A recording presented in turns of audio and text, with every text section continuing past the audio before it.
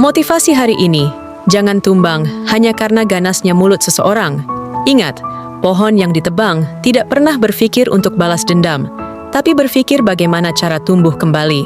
Percayalah, kunci ketenangan dan kebahagiaan hidup adalah syukur, karena sesungguhnya emas belum tentu cukup untuk orang serakah. Tapi sebungkus nasi, itu cukup bagi orang yang bersyukur.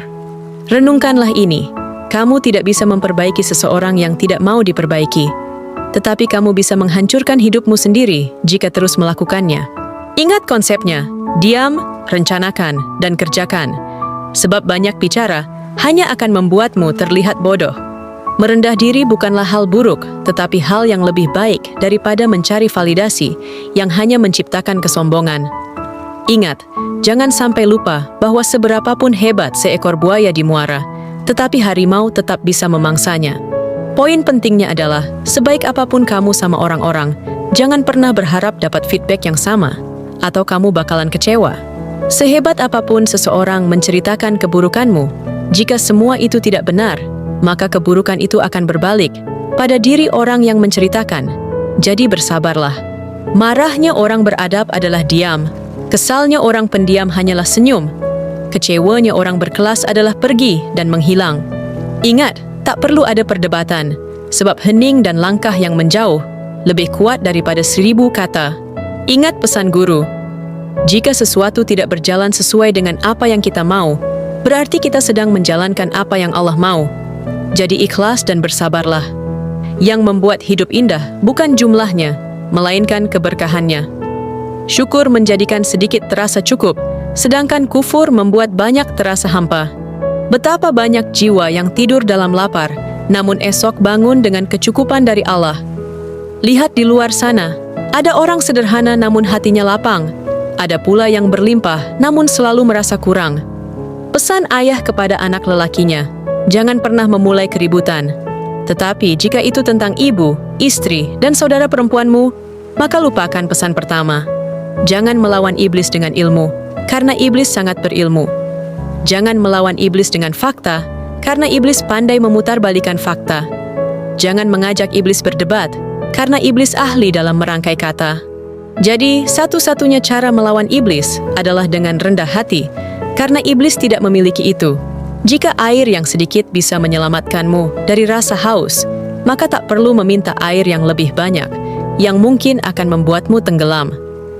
Belajarlah menerima cukup dengan apa yang sudah kamu miliki. Itulah indahnya bersyukur. Yakinlah, sebenarnya kamu tidak kekurangan. Hanya saja kamu sering lupa menghitung apa yang sudah cukup. Sebab rasa cukup adalah kekayaan yang paling tenang.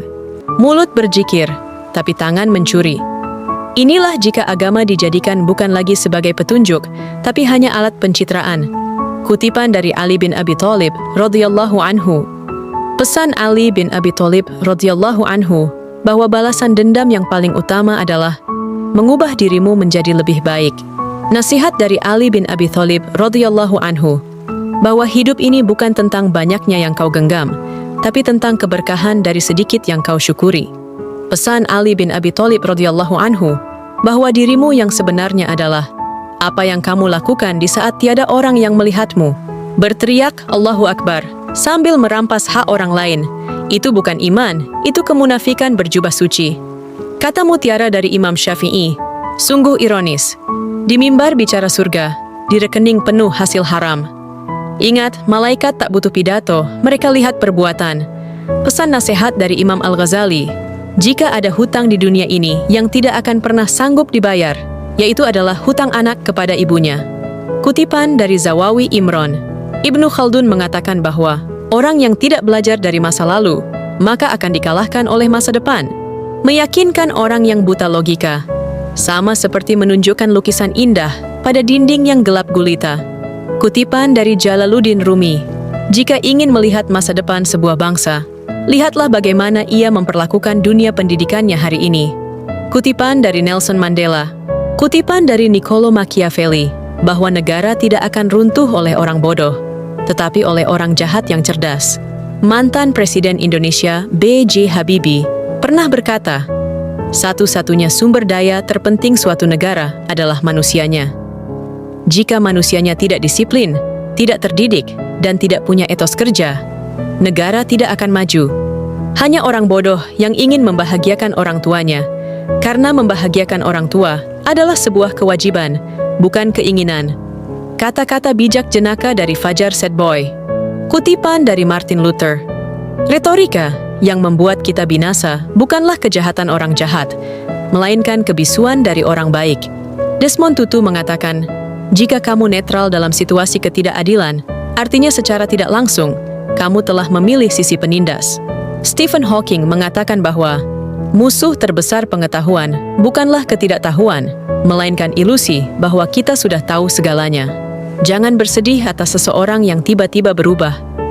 Bisa jadi dia telah berhenti berakting dan kembali pada jati dirinya yang sebenarnya. Kutipan dari Socrates. Ketika dua orang membenci pada orang yang sama, maka keduanya akan menjadi teman. Begitulah sifat dasar manusia, ungkapan dari Plato.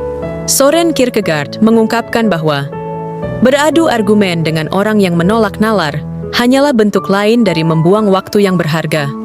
Jadi, hindarilah orang yang seperti itu. Nasihat dari Konfusius.